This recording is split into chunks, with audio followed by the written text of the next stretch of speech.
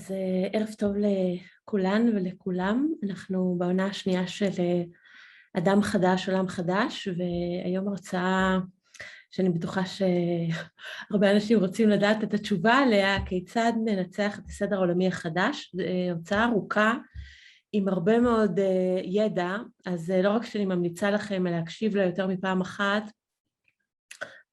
אני רוצה גם להוסיף המלצה.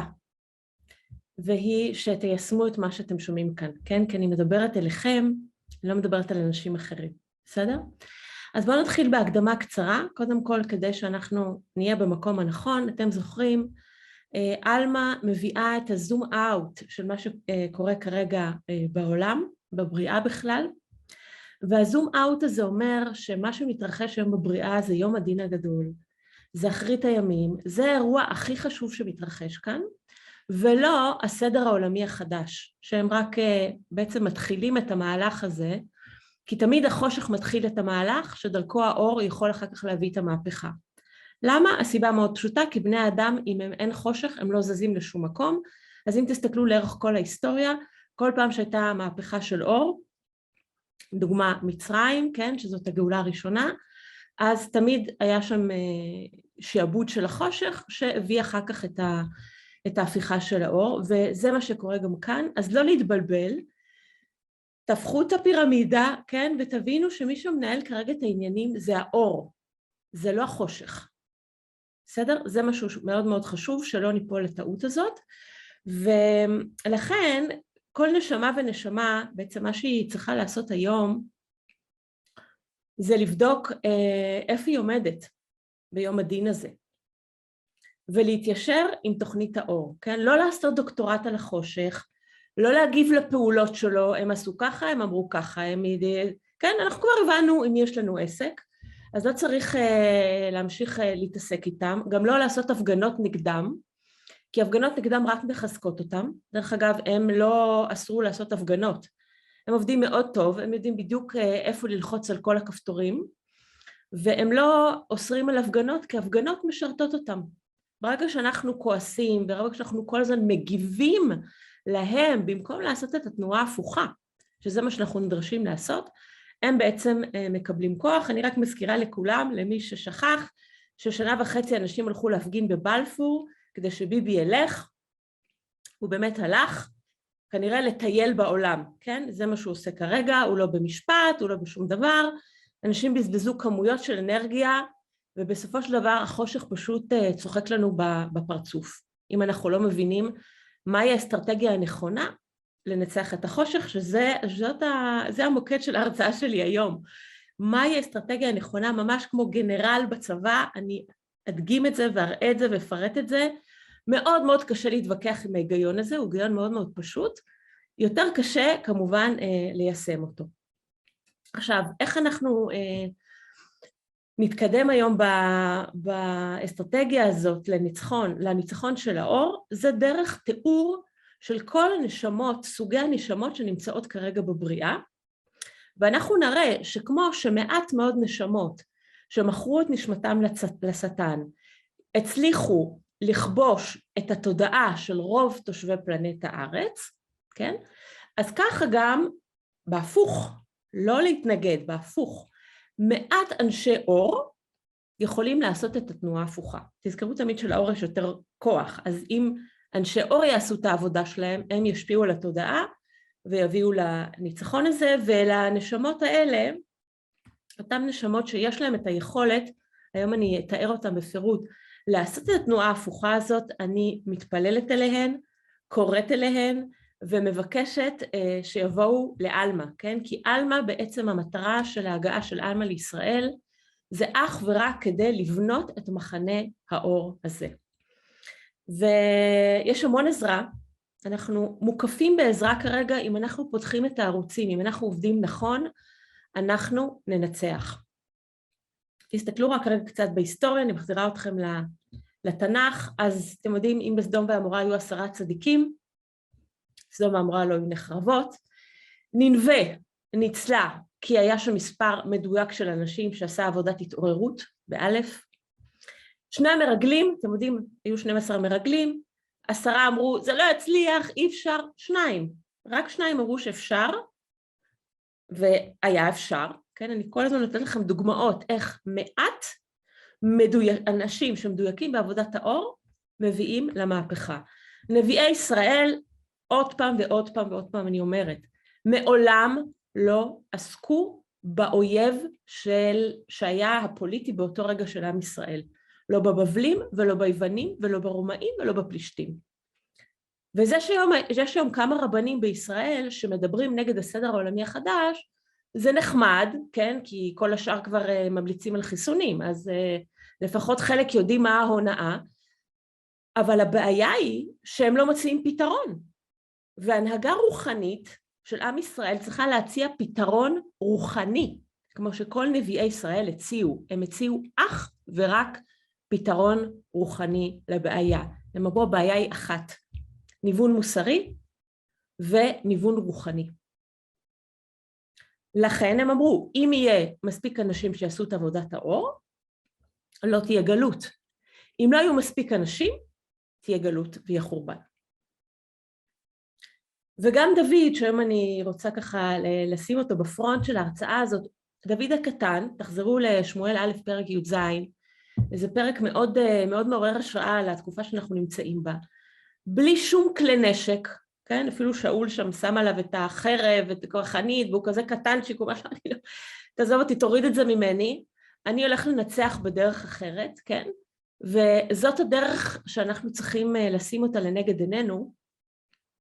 ככה האימג' של ההרצאה הזאת היה דוד עם הרוגטקה שלו, שולח את האבן ומכוון אותה בדיוק לעין של הסדר העולמי החדש ומפיל אותה. אז בואו נראה את הדברים של דוד, את התפילה שלו, שהוא שולח אותה לפני שהוא יוצא לקרב. אז כך דוד אומר, כן? ודרך אגב, זאת הטכניקה הנכונה, לפני שאנחנו עושים פעולה, תמיד לשלוח את התפילה, כי ברגע שאנחנו שולחים את התפילה, תשימו לב, אם תקראו בתורה, אתם תראו שכל הזמן לפני הפעולה יש התכוונות, יש תפילה, זה מה שמביא את כל העזרה.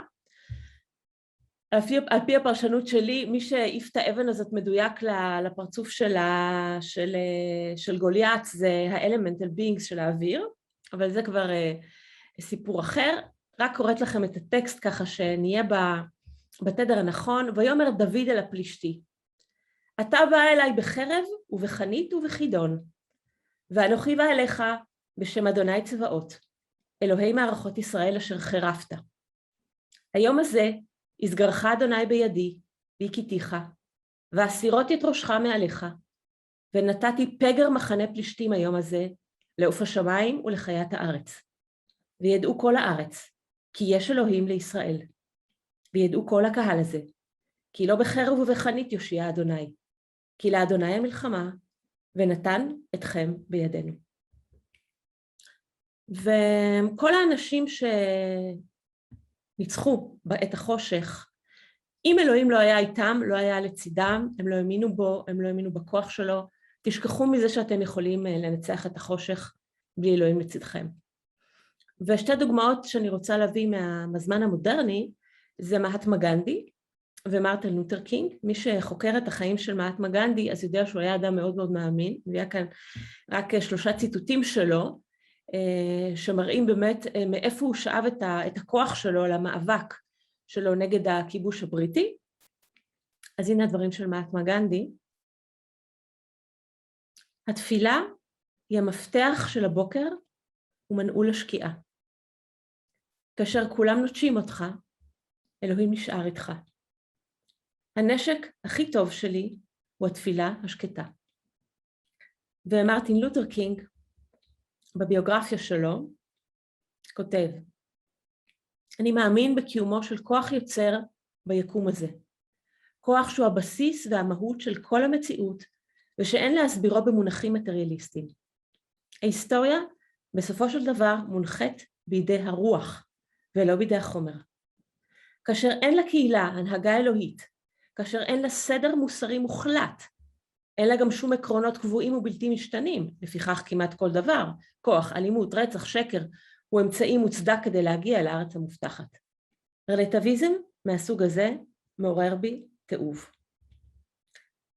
אז מי שנצח את החושך תמיד ידע שהכוח היחיד שיש בבריאה זה הכוח של אלוהים, וכל דבר אחר, כל אסטרטגיה אחרת זה פשוט אסטרטגיה שהחושך נותן לכם כדי פשוט לצחוק עליכם, שתתעסקו בכל מיני מחשבות שאתם הולכים לנצח ובסוף אתם הולכים להפסיד. וכמובן שכאן אני לא אכנס, אבל אתם יודעים שהחושך נותן לכם המון הסחות דעת שתתעסקו במי הולך להציל אתכם. אלוהים לא נמצא שם בתמונה כמובן, ואם אלוהים לא בתמונה, הכישלון וההפסד הוא בטוח. אז בואו ניכנס עכשיו, לאחר ההקדמה הזאת, לסכמה האסטרטגית שאני רוצה להראות בפניכם, ושהיא תלווה אותנו לאורך כל ההרצאה. אני אומר בקיצור, מה בדיוק מאזן הכוחות, ומי שרוצה יכול אפילו לעצור כאן, לנוח, לאחר מכן אני פשוט מפרטת את המאזן הזה, אוקיי? אז יש לנו בקצה אחד, כן, זה הקצה של החושך, נשמות לוצפריאניות מלוציפר, ותחתן יש נשמות שהן זדוניות או מרושעות. זה הצד החושך. בקצה השני, בצד של האור, יש לנו את נשמות הנבחרים, שהן 144,000. אלה נשמות שכבר מחוברות לאור. ומתחתן יש לנו נשמות ערות, או נשמות שכמהות לאור האמת. Okay. במספרים, שתי הקבוצות האלה, גם בחושך וגם באור, הן קבוצות קטנות. Okay. משהו הרוב, זה מי שנמצא באמצע, אלה 3 קבוצות שנמצאות באמצע, ושהן יכולות להיות מושפעות או מהחושך או מהאור. כרגע הן מושפעות מהחושך. הקבוצה הראשונה באמצע אלה נשמות שמחשיבות את עצמם כאנשים טובים. קבוצה השנייה נשמות שכבולות לחומר, אני קוראת להם האינטלקטואלים. והקבוצה השלישית, הנשמות שכבולות לעולם האתרי, לא אכנס כרגע לכל המונחים האלה, התלמידים שלומדים בעלמא אז יודעים על מה אני מדברת, אבל מדובר פה על אנשים דתיים וכל מיני מחפשים למיניהם. אוקיי? אז זאת התמונה שנמצאת לפנינו, ואני רוצה להגיד את הדברים הבאים. תקשיבו טוב ותנסו בבקשה להפנים את ההיגיון האחר שאני מנסה להעביר אליכם. החושך הוא אף פעם לא הייתה הבעיה שלנו. אני חוזרת ואומרת, החושך מעולם לא הייתה הבעיה של האנושות, ובמאמר מוסגר אני אומרת, במיוחד לא כאשר לוציפר כפות. גם לזה אני לא יכולה להיכנס, אני מדברת על זה בתוכנית ההכשרה, אבל תחשבו שהאויב הכי גדול הוא כפות. אז איפה הבעיה? הבעיה זה שמחנה האור לא עושה את העבודה שלו. וכשמחנה האור לא עושה את העבודה שלו, המצב הוא מאוד מאוד גרוע. אני אגיד כמה מילים כאן על עם ישראל. עם ישראל הוא עם שבמהות שלו הוא עם נבחר. ואם נבחרים לא עושים את העבודה שלהם, קורים 2 דברים. קודם כל, הם מעבירים את כל הכוח שלהם לחושך, וכתוצאה מכך, הם נענשים. אז כל פעם שיש תוכנית אור והיא נכשלת, בגלל שהמחנה האור לא עושה את העבודה שלו, עם ישראל נענש קשות. גלות בית שני, זו דוגמה אחת, השואה היא דוגמה שנייה. ועכשיו אנחנו עומדים בפני הזדמנות שלישית ואחרונה, עבור כל האנושות. כיוון שהמשימה שלי היא בעם ישראל, אז אני מדייק את הדברים לעם ישראל. קיומה של מדינת ישראל הוא כבר הסתיים. זאת אומרת, מדינת ישראל כמדינה על כל מוסדותיה, נגמר הסיפור. השאלה הזאת, מה יקרה לעם ישראל בארץ ישראל? וזה תלוי אם אנחנו נעשה את העבודה או לא נעשה את העבודה.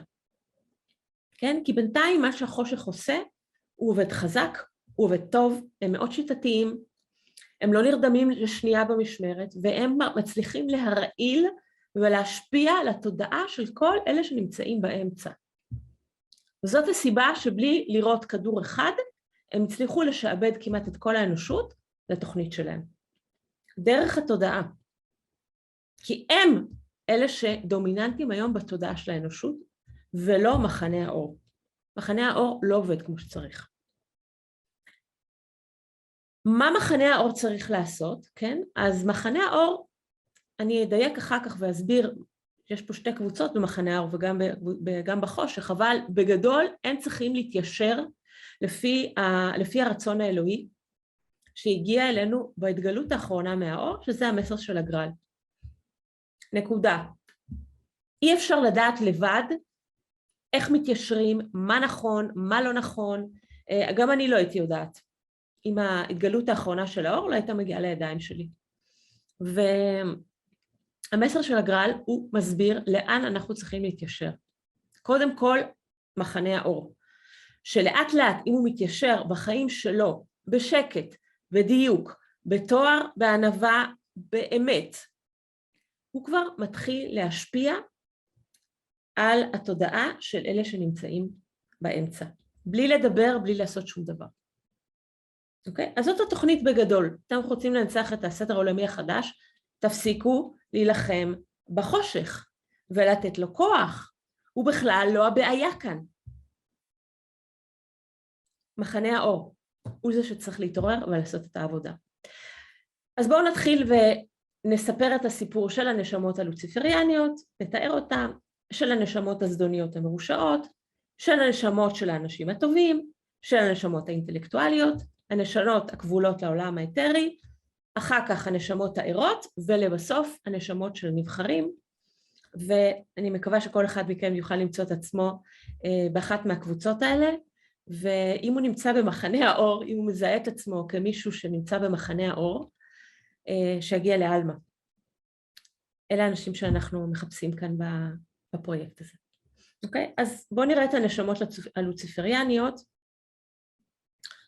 אז מה קורה עם הנשמות הלוציפריאניות? הן קודם כל נשמות שמשרתות את השטן באופן מודע. דבר שני, יש להם המון כוח ויש להם רצון מאוד חזק, והן תופסות עמדות מפתח בפוליטיקה, בתקשורת, במדע, בתרבות, בדתות, וכמובן גם בכתות. מה המטרה שלהם? המטרה שלהם היא להפיל כמה שיותר אנשים לעיקרון של לוציפר. העיקרון של לוציפר זה פיתוי והתחנפות, כדי שבן אדם ייפול לעולם החומר, יתנתק מאלוהים, ובסופו של דבר הכחדת האנושות, ומי שישאר שיהיה המשרת שלהם. זאת התוכנית שלהם. הם הרבה פעמים עובדים אחד נגד השני, כן? אבל כל המחנה הזה של הנשמות הלוציפריאניות, אבל למעשה זה רק כדי לבלבל אותנו, לבלבל את מחנה האור, שמחנה האור ילך כל פעם למקום אחר. הם שמים בזה שהם מפצלים את הכוחות וכל פעם נראים שהם נלחמים אחד בשני, פשוט ליצור מלכודות של הסחת דעת של אנשים שמחפשים. בקרב המחנה הזה ניתן למצוא הרבה מאוד נשים עם יופי לוציפריאני, כן?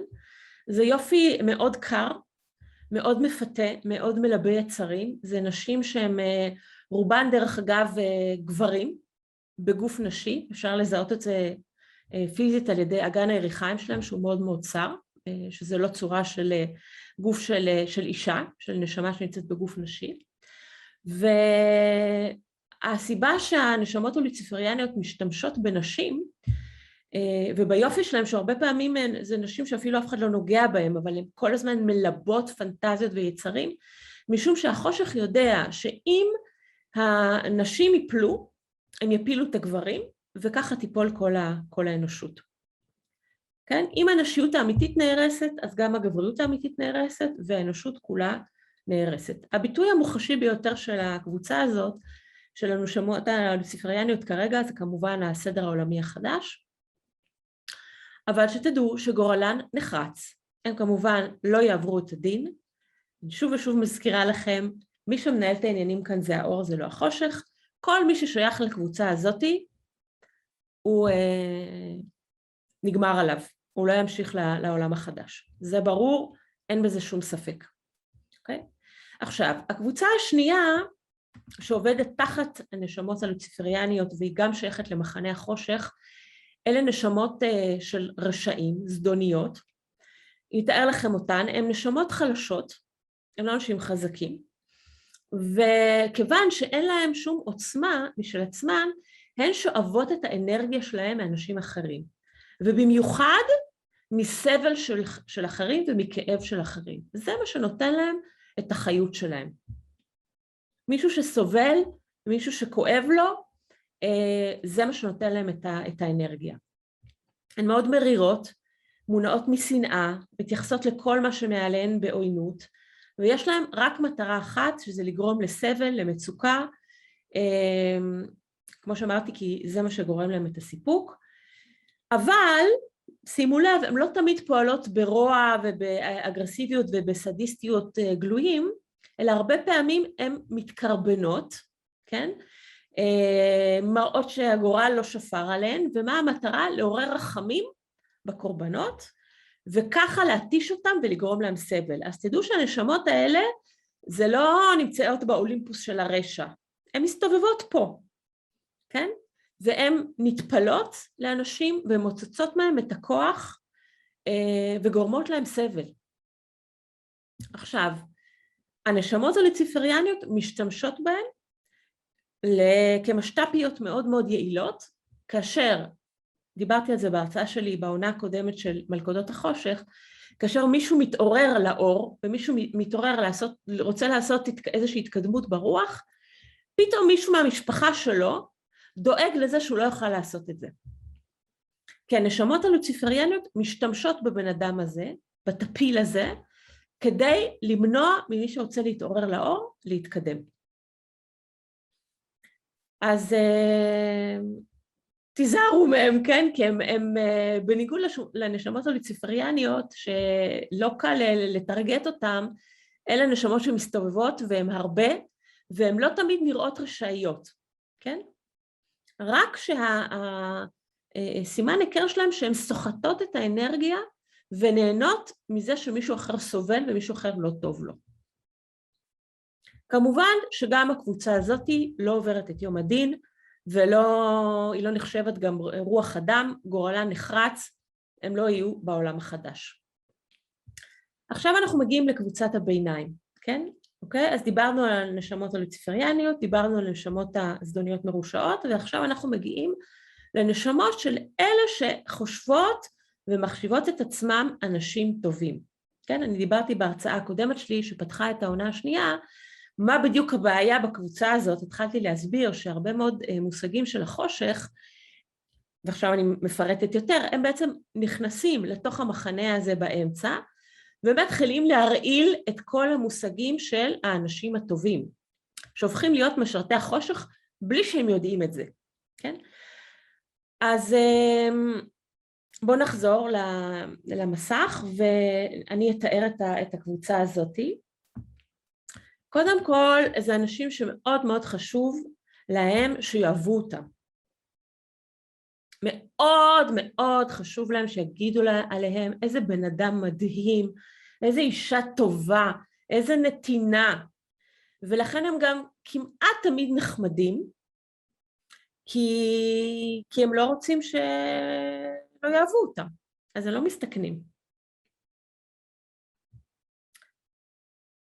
אלה נשמות שהן בטוחות שהן עושות את הכל למען האחר, אבל בעצם הן עושות את מה שהן עושות בשביל עצמן, כדי לקבל את המחיאות כפיים ולקבל את ההכרה. הן גם אוהבות לצבור ידע, כן? כי ככה הן יכולות אחר כך להתהדר בזה שהן יודעות מלא דברים, אבל איפה אתם תזהו את הנפילה שלהם? אם פתאום מישהו מפסיק להעריך אותם, או מישהו מביא ידע שהוא יותר גבוה ממה שיש להם, הם מיד נעלבות, זה מילת המפתח, העליבו אותם, והן מתחילות להשמיץ את מי שלכאורה מביא ידע יותר גבוה משלהם. אוקיי? זה התיאור של הנשמות של האנשים הטובים. עכשיו, הבעיה היא במחנה הזה היא הרבה יותר גדולה, משום שהמחנה הזה חושב שהם אלה שהולכים להוביל את האנושות לעולם חדש, הומני, טוב יותר. אז זה מה שהם חושבים. ומה שקורה בפועל זה שהם לוקחים כל מיני מושגים, זה בהשפעת החושך. החושך עובד הכי חזק על הקבוצה הזאת. כן? שם הוא מרעיל את כל הקונספטים של החיים האנושיים והופך את המושגים. אני רק אתן ככה כמה דוגמאות שגם עליהם אני דיברתי בהרצאה הקודמת. קודם כל, חופש וצדק זה רק לממד הארצי, הם בכלל אין להם יכולת לראות את זה בתמונה הגדולה של אלוהים. הן מקדמות את הלגליזציה של כל משהו חולני כסגנון חיים חדש. כל מה שחולני זה מה שמקדמות. אז נתחיל מזה שזה פוסט-מודרניזם, אין אמת אחת.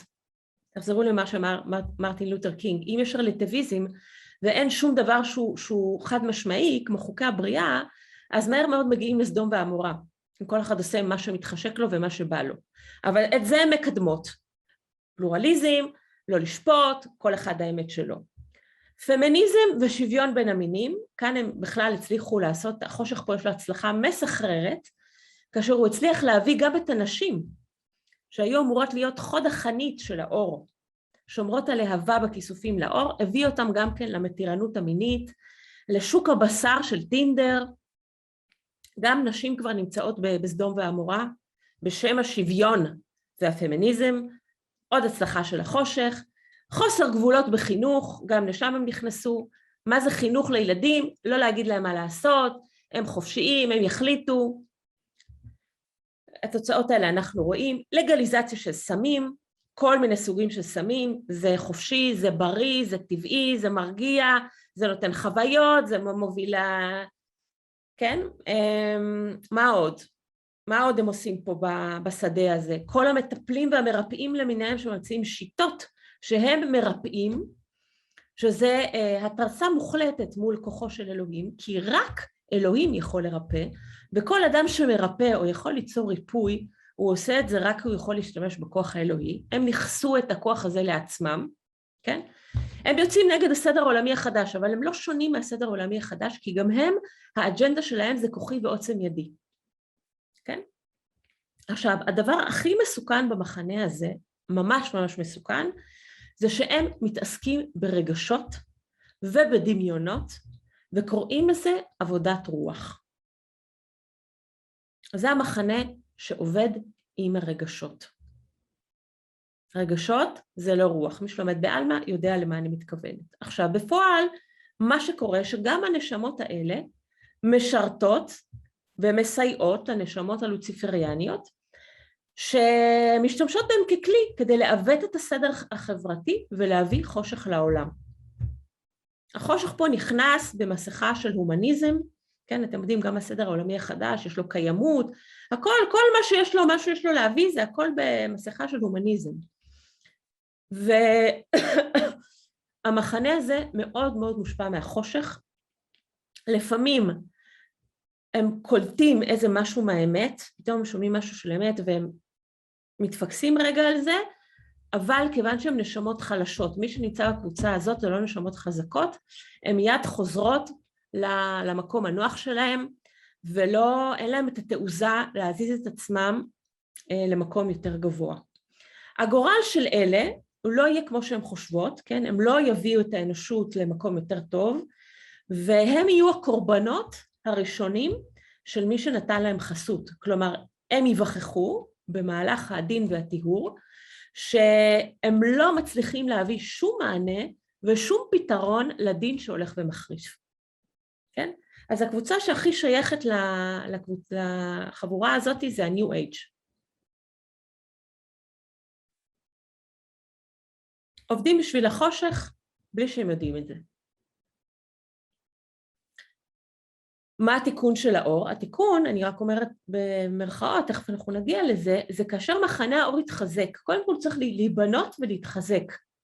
וכאשר מחנה האור ייבנה ויתחזק, הוא יתחיל ליישר את כל המושגים המעוותים, יישר אותם, ואז כל מי שנמצא באמצע לאט לאט יתחיל להתיישר לקונספטים הנכונים.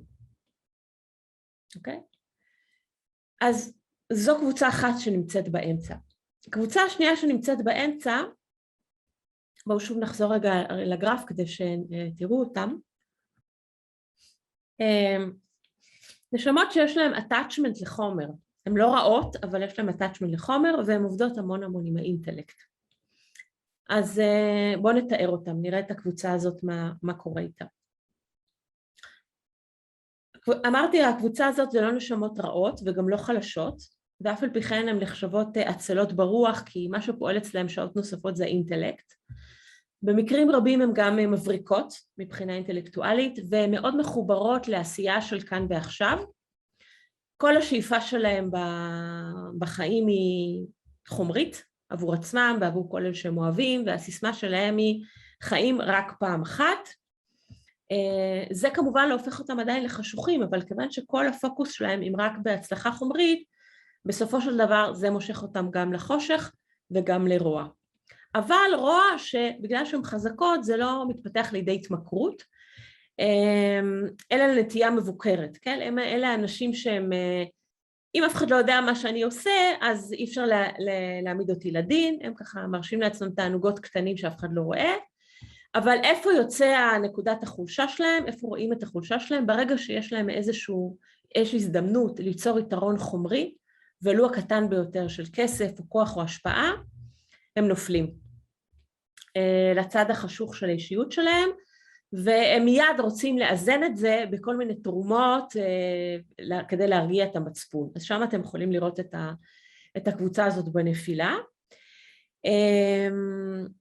הם אלה שרוצים לקפוץ ברגע האחרון, הם מחכים, אבל הם לעולם לא ישנו שום דבר בהתנהגות שלהם לרצונם, וגם בקבוצה הזאת החושך עובד, החושך משתמש בקבוצה הזאת כדי להפיל את כל הנשמות שיש להם חולשה לחומר. attachment לחומר, אז שם החושך משתמש בהם, והם גם כן לא יהיו בעולם החדש, כי התדר שלהם הוא לא מספיק גבוה בשביל להיות בעולם החדש, הם רק לפני המוות, כן? הם יכולים פתאום לחוש שאולי הם בזבזו את החיים שלהם על דברים לא נכונים, אולי הם גם אומרים לעצמם, אבל לא עשיתי את זה עבור עצמי, אלה היו נזקים קטנים, אבל הם טועים. גם הנשמות האלה לא יהיו בעולם החדש. קבוצה שלישית ואחרונה שנמצאת באמצע, זאת הקבוצה של הנשמות שכבולות, לא לחומר הגס, כן? אבל הן כבולות בתודעה שלהם לחומר יותר מעודן של חומר האתרי, ובקבוצה הזאת נמצאים רוב האנשים הדתיים, וגם המחפשים הלא כל כך רציניים. עכשיו, מה קורה בקבוצה הזאת?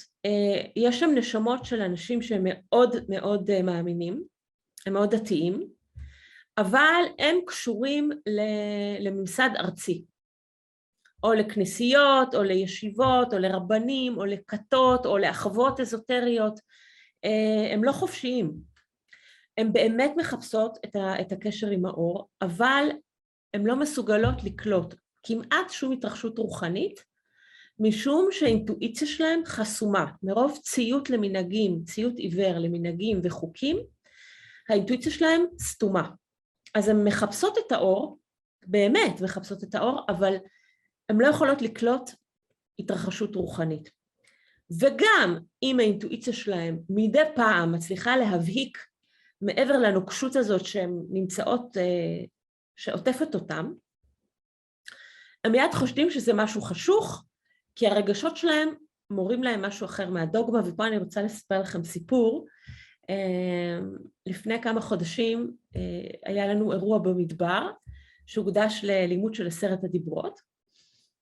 האירוע הזה גם מוקלט ונמצא בסדרה של אדם חדש עולם חדש, ולאירוע הזה, 3 ימים במדבר, הגיעה אישה מאוד מאוד דתייה, כן, על פי החזות החיצונית שלה הייתה מאוד מאוד דתייה, ואני ככה ניגשתי באחת מההפסקות, בארוחת צהריים, ושאלתי מה שמה, ואיך הגיעה לאלמה, ואם המשפחה שלה יודעת שהיא נמצאת כאן. אז היא אמרה, כן, כן, בעלי יודע שאני פה, הוא רב מאוד מאוד חשוב, והוא יודע שאני פה. אמרתי, וואו. היא אמרה, והוא לא רק יודע, הוא גם מקשיב לכל ההרצאות שלך. אמרתי, בסדר, אמרתי, ואת בסדר, את יודעת, אני לא רק מדברת על משה רבנו, אני גם מדברת על ישוע ועל בודה, וגם מקריסה כל מיני דברים בתוך המסורת. היא אומרת, כן, כן, אני מקשיבה לך, והיא ישבה ושומעת 10 הדיברות, וראיתי שכל הזמן נמצאת במאבק בין מה שהיא שומעת לבין האמונות שלה. ובאחת מהפסקות הייתי שואלת אותה, נו, את בסדר, את...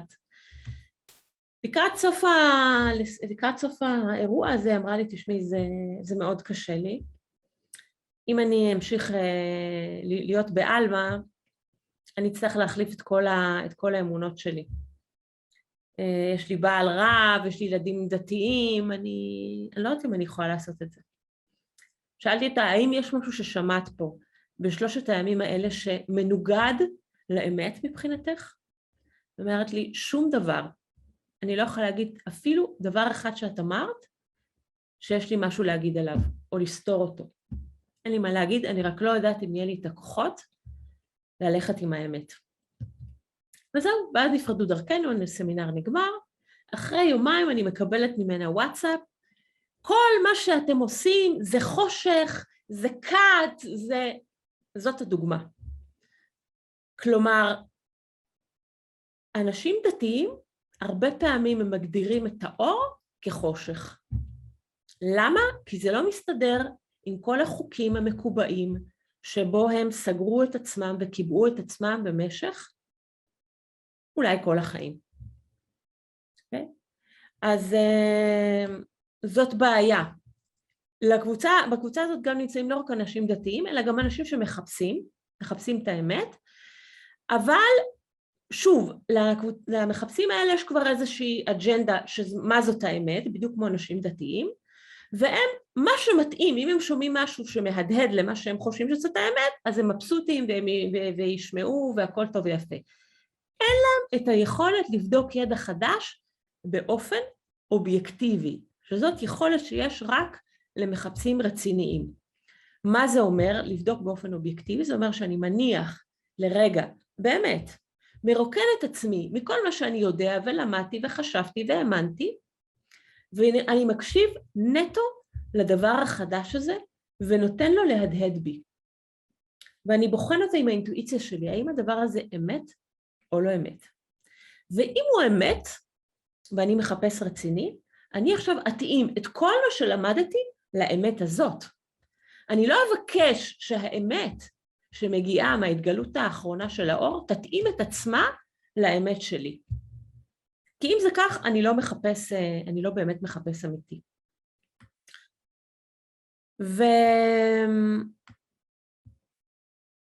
דרך אגב, עוד דבר שמאפיין את הקבוצה הזאת, גם של הדתיים וגם של המחפשים הלא רציניים, שהם אוהבים להריץ בני אדם.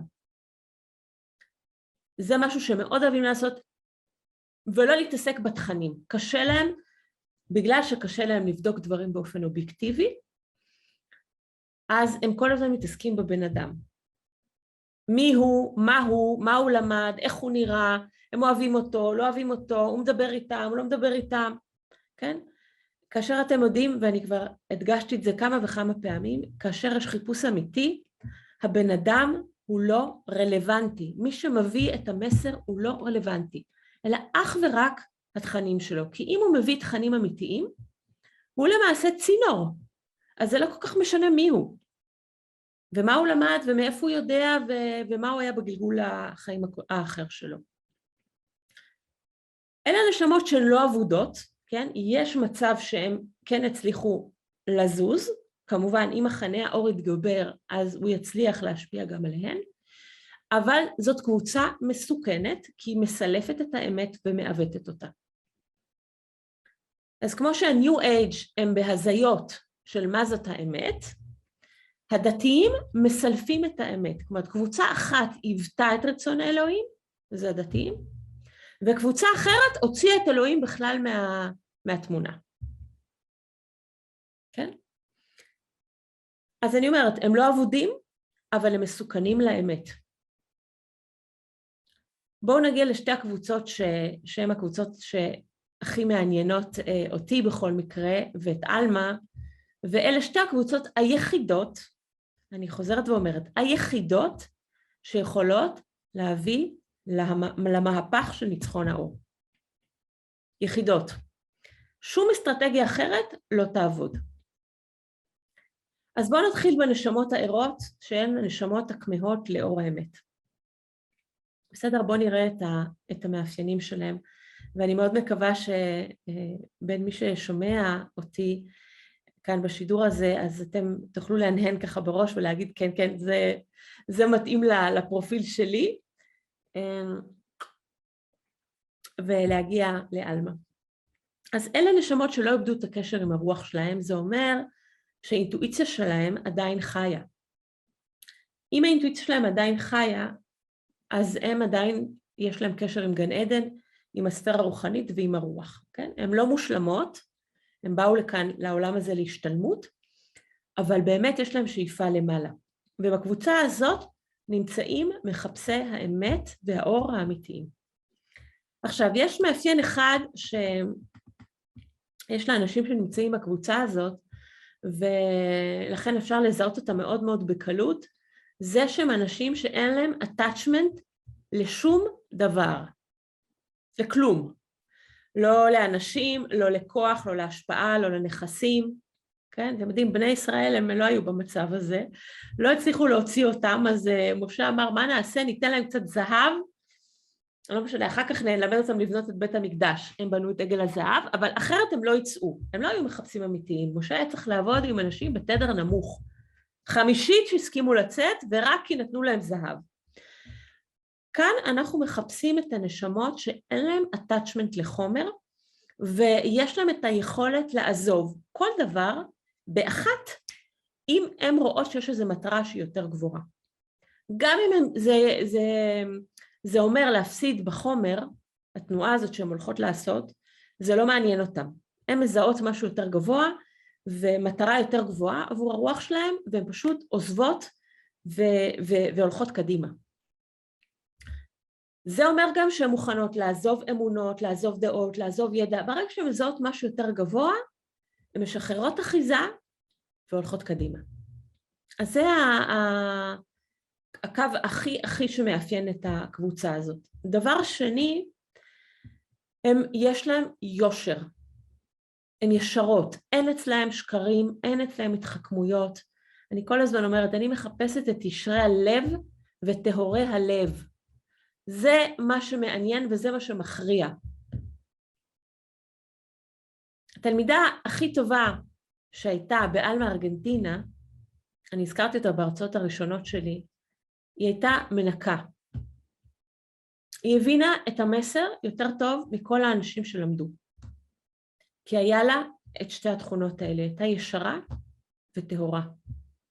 בלי חוכמות, בלי התחכמויות, בלי גאווה, בלי כמה אני יודעת. ממש ממש נשמה גבוהה. מקרה לא מקרה, האישה הראשונה שנרשמה לתוכנית ההכשרה באלמה, היא גם כן מנקה. גם כן אישה נשמה מאוד מאוד גבוהה. עם תואר, עם פשטות, עם יושר. אז אל תזלזלו בתכונות האלה, כי התכונות האלה הן אלה שיביאו אתכם למקום הכי גבוה, לפני כל דבר אחר. עכשיו, בהשוואה לאוכלוסיית העולם, כמובן שהקבוצה הזאת היא מאוד מאוד קטנה, אבל היא עדיין כמה מיליונים. אני לא יודעת כמה אנשים בישראל, למספרים אני לא יודעת להגיד, אבל אני יודעת שזאת קבוצה קטנה, זה ברור לי, הפרויקט של אלמה מיועד לקבוצה הזאת. נכון שיש תוכניות לכל עם ישראל, אבל תוכנית ההכשרה, שזאת הסיבה שבגללה אני הגעתי לישראל, מיועדת לקבוצה הזאת. מבחינתי שיהיו שם 50 אנשים, לא מאות, אבל שיהיה להם את הפרופיל המדויק, כי אם הם לא עונים על הקריטריונים האלה, הם לא יכולים לחזק את מחנה האור, שזאת האסטרטגיה היחידה שיכולה להשפיע על הניצחון.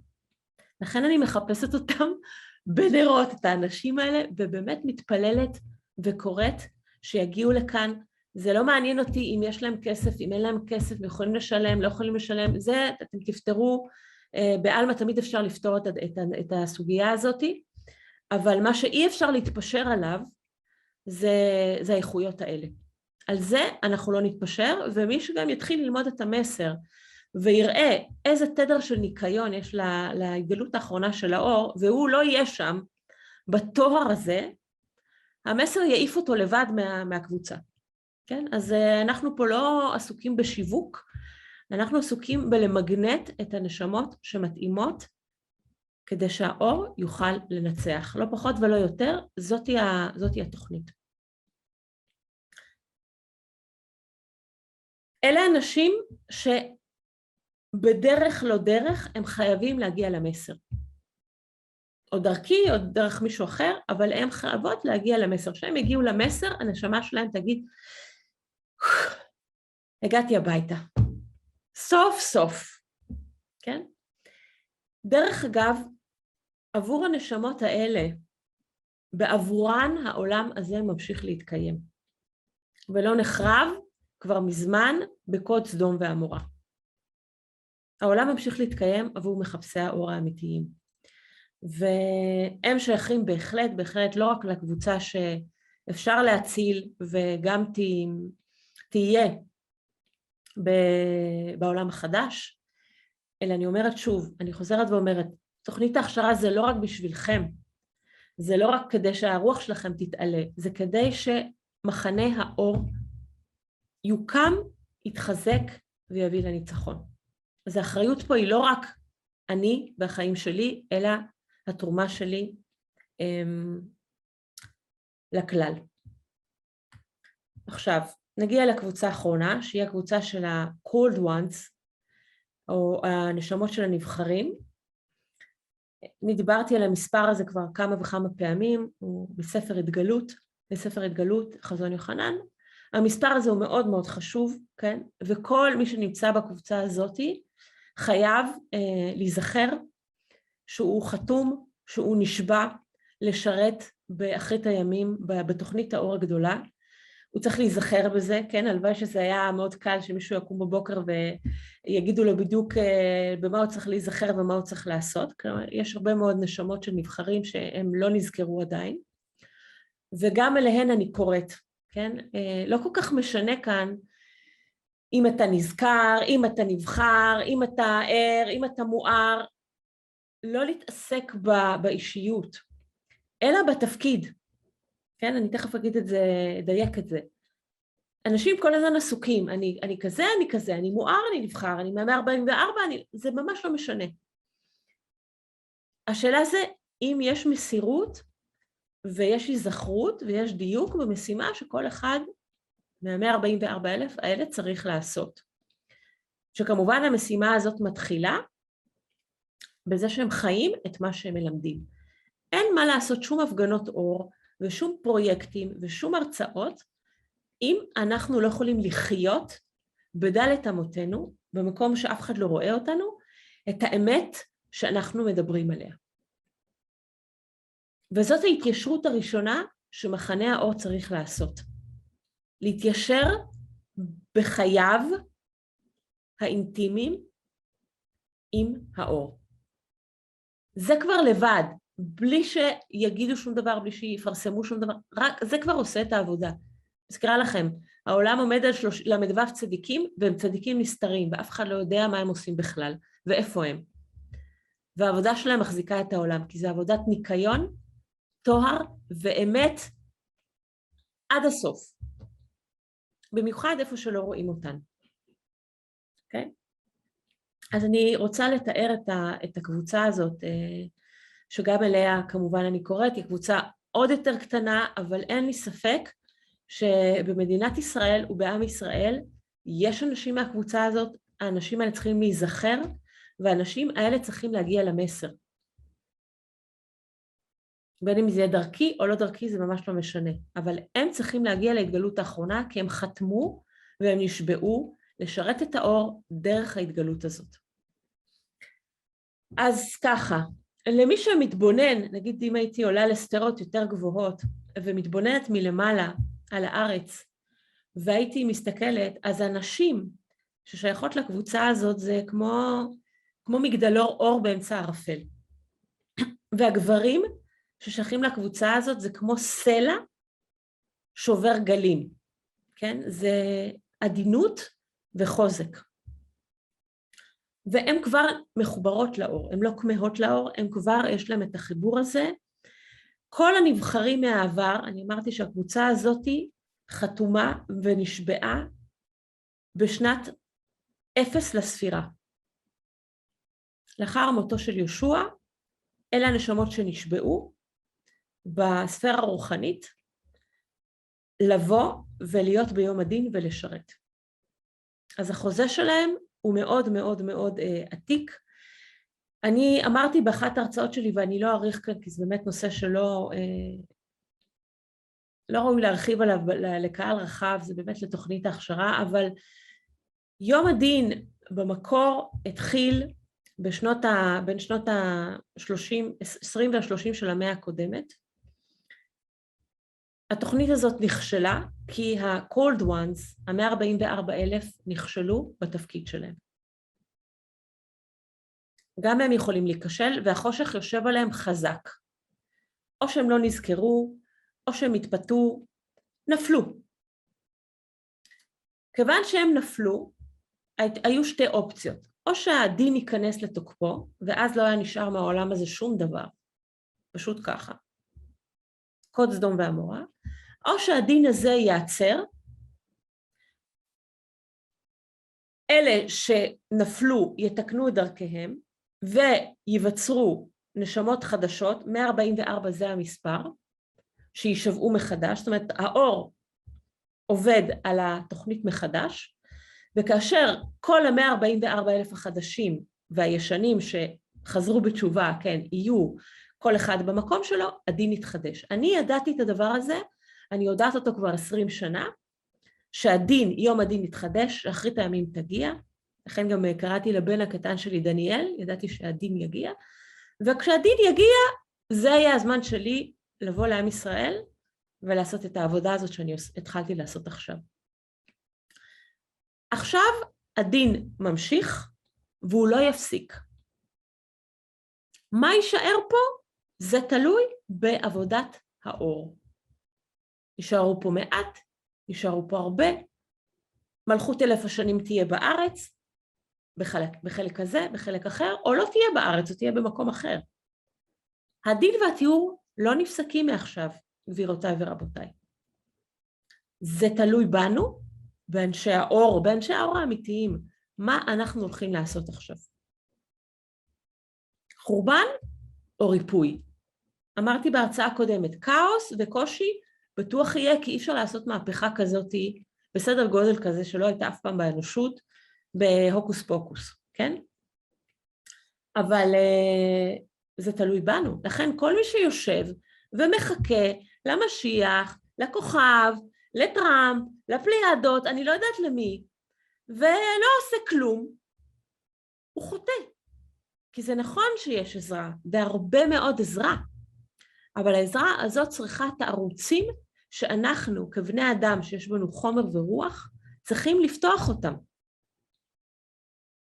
זה מוטל עלינו, כן? אם אנחנו חושבים על העתיד של האנושות, לא על העתיד של עם ישראל, העתיד האנושות, אז זה תלוי בעבודה הזאת. אז אמרתי, הם כבר נשמות שהם הגיעו עם החתימה, כן? הספר ההתגלות אומר שיש להם חתימה על המצח שלהם, ויש אנשים גם קלרוויינט שיכולים לראות את החתימה הזאת, ולכל אחד מהם יש ממש צבא של עוזרים, ממש שרשרת של עוזרים מסוגים שונים, מדריכים, יש להם גם שמירה מאוד מאוד גדולה של אלמנטים ושל מלאכים, והדבר היחיד שהם צריכים לעשות זה להיזכר ולהיות נאמנים למשימה המקורית שלהם. בלי להתבלבל, בלי לסטות מהדרך, בלי שיהיה להם אכפת מה אנשים אומרים עליהם, פשוט להיות נאמנים לקו שלהם, ואז באמת אין שום אפשרות שהם ייכשלו. כי העזרה שהחבר'ה האלה מקבלים, החבר'ה האלה אני אומרת, זה beyond words, זה פשוט אי אפשר לדמיין כמה עזרה הם מקבלים, כן? ערוצים שלמים, אני יכולה היום להגיד, לגלות ולומר לכם שלמשל את כל הפרשנויות שיש לי לכל מה שקשור לתורה, זה לא מגיע מזה שאני לומדת, אני לא לומדת שום דבר, פשוט יש ערוץ אחד שאני קוראת לו ערוץ של גדולי התורה, שהם פשוט נותנים לי את כל ההדרכות ואת כל ההסברים לכל מה שאני מלמדת למה שקשור בתורה ובנביאים. זה שרשרת אחת שעוזרת לי באופן אישי, כיוון שהתפקיד שלי הוא בעם ישראל וההסברים שלי הם קשורים למסורת שלנו, אבל כל אחד מהאנשים האלה הוא קשור גם כן לשרשרת שלמה מלמעלה עד למטה של עזרה. גורלו של העולם תלוי בנשמות האלה. הפוך על הפוך, כן? בהתעוררות בעין אומרים, הגורל של האנושות תלוי בזה שהרעים יפסיקו להיות רעים והרדומים יפסיקו להיות רדומים. בהתעוררות באלף תהפכו את הכל. הגורל והאחריות לזה שהאנושות נמצאת איפה שהיא נמצאת, זה בגלל שמחנה האור לא עושה את העבודה שלו. כי אם הוא היה עושה את העבודה שלו, הוא כבר היה משפיע על התודעה של האנשים שנמצאים באמצע. האנשים שנמצאים באמצע הם שיקוף של איזה כוחות יותר חזקים כרגע בבריאה. הם פשוט משקפים את מאזן הכוחות. כן, מישהו מ-144,000 הוא יודע שהוא נבחר, אבל שוב, זה לא משנה. זה לא דבר שצריך להתעסק בו. זה לא פוקוס. הפוקוס זה מה המשימה שצריך לעשות. לא בן אדם, ואני רוצה גם על זה להגיד כמה דברים. אז קודם כל, החושך הוא מאוד מאוד רוצה להפריע לאנשים האלה, כי באמת, אם הוא יצליח, כמו שהוא הצליח, בזמן שישוע היה חי, ובזמן שבן האדם היה חי, בעל המסר, החושך הצליח לגרום לזה שהנבחרים לא יעשו את העבודה שלהם, ובזה נגמר מפעל האור פעמיים, ועכשיו זאת הפעם השלישית.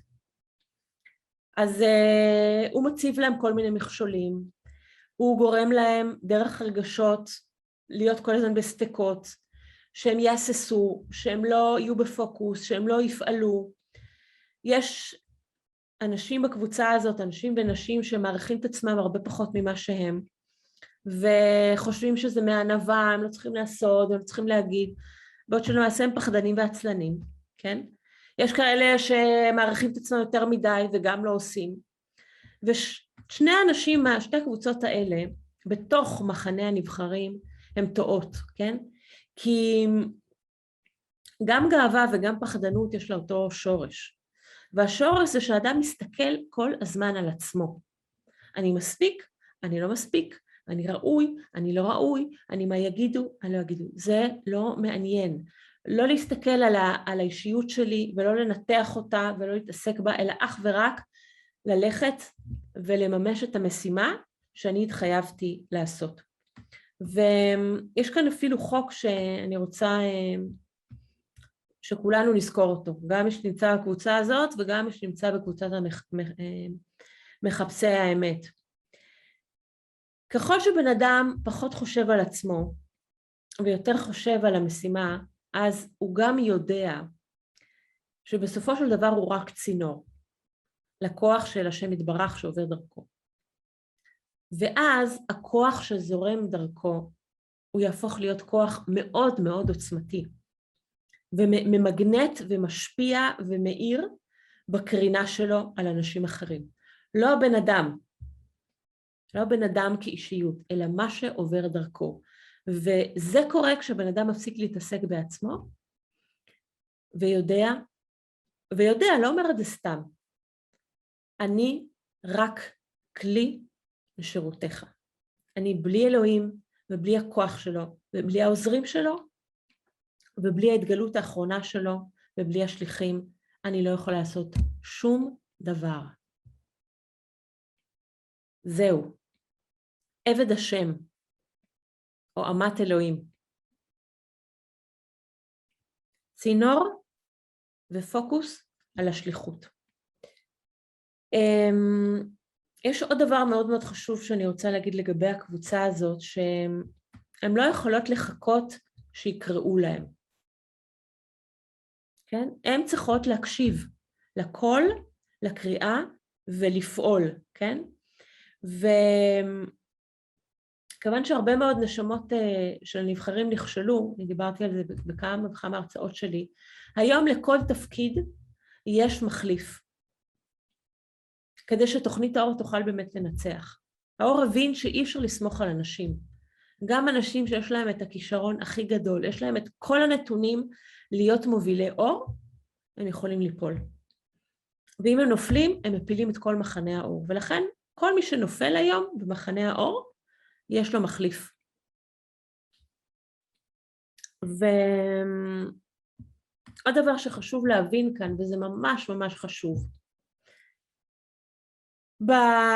במלחמה הזאת שאנחנו נמצאים בה, אין קו חזית ברור. מי זה החושך? זה אני דיברתי בהרצאה הקודמת שלי. החושך, היריב שלנו עובד בסודיות. הוא לא עומד מולנו, הוא אומר, אני היריב שלך, ועכשיו אתה צריך להילחם. אז לכן כל לוחם אור, הוא לא רק נקרא להתעמת עם האויב, אלא צריך למצוא אותו בכלל. איפה הוא נמצא? איזה תחפושת יש לו? כן, החושך עובד שעות נוספות. אז אני לא יכולה לשבת ולחשוב, טוב, נראה שהחושך יגיע, אז אני אלחם. אני צריכה ללכת לחפש איפה הוא מתחפש, איפה הוא נכנס לכל מחנה האנשים הטובים, והפך להם שם את כל בלבלה אחת גדולה של כל הקונספטים של החברה האנושית, במסווה של הומניזם. אני קודם כל צריכה ללכת ולגלות איך הוא עובד, לא לשבת ולחכות. כי הוא עובד בטקטיקות של סוד ובלבול. הלוואי שהוא היה בא ומתייצב ואומר, אני החושך, אני רע, יאללה, תלחמו בי. אז זהו. אנחנו צריכים להתייצב למשימה, בענווה, לדעת שאנחנו כלי, לדעת שאנחנו רק צינור, אבל לעשות את העבודה. לא... מה אני אגיד? אני אומרת, הלוואי שהיינו עובדים כמו החושך, הם לא מפסיקים לעבוד, הם לא עוצרים רגע.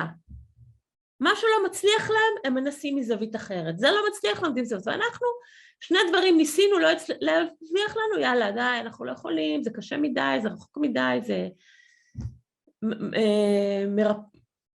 נופלים. אז אני חוזרת ואומרת, בואו נחזור רגע לגרף שלנו. אני אומרת שברגע שמחנה האור מתחזק,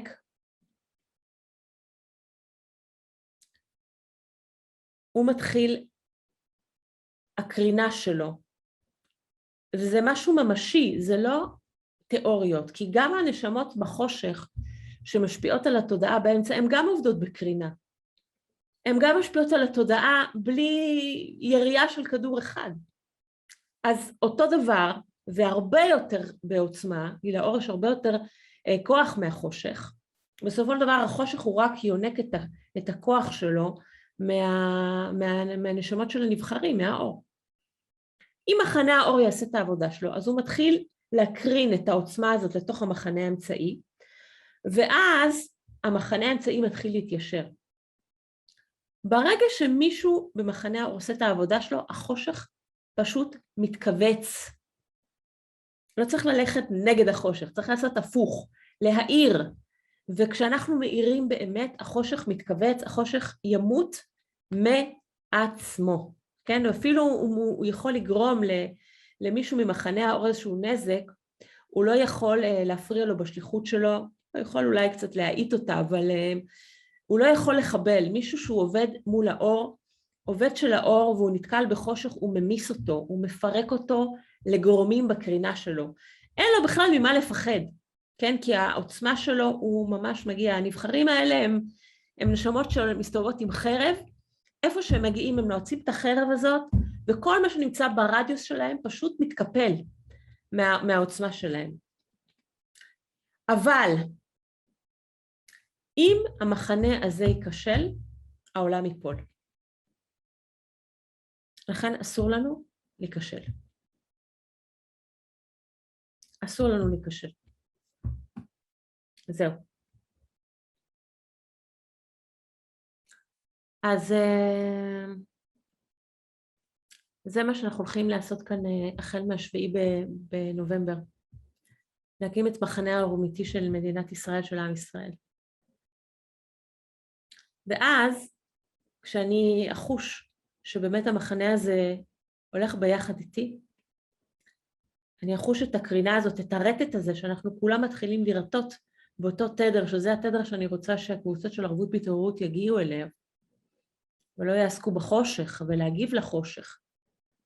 אנחנו את החושך כבר יודעים, בסדר, תתעדכנו 5 דקות ביום מה חלאות אדם האלה, מה הם עושים, בסדר, שנדע, נשלח את הילדים לבית ספר, לא לשלוח, אפשר לנסוע, אי אפשר לנסוע, אבל להתעסק בהם בעוד פוסט ועוד פוסט ועוד תגובה, ומה עשו לנו ומה אמרו לנו ואיך זה יכול להיות. אמרנו, חבר'ה, אנחנו כבר הבנו, זאת הבעיה, עכשיו אנחנו צריכים להביא את הפתרון. והפתרון הוא להאיר. ברגע שמחנה האור בעם ישראל ייבנה, אנחנו נוכל להתחיל לחזור לאמצע, ואז כל ההרצאות שלי, של אדם חדש, עולם חדש עבור הכלל, המטרה שלהם תהיה ליישר את הקונספטים השגויים. אני כבר יכולה להגיד לכם שההרצאה הבאה שלי תעסוק בגבריות ונשיות, איך החושך עיוות את הקונספטים האלה, כל החברה שלנו היא לגמרי מעוותת, ואיך האור שעכשיו הולך איתי ביחד, באנרגטית, לאן אנחנו צריכים להתיישר. אז היישור של קו האמצע יהיה בהרצאות לקהל הרחב, בעוד שבניית מחנה האור תהיה בתוכנית ההכשרה של אלמה אינספירה שמתחילה ב7 לנובמבר. אז אני חוזרת וקוראת אליכם. אם אתם באמת ובתמים מוכנים לעשות את המאמץ הזה, כי זה מאמץ, זה ללכת עד הסוף לכל פינה חשוכה שבתוככם ולהאיר אותה. ברצף. וגם אם יש נפילות לקום מהם, אז תבואו, אנחנו מחכים לכם. שיהיה לכולכם ערב מצוין.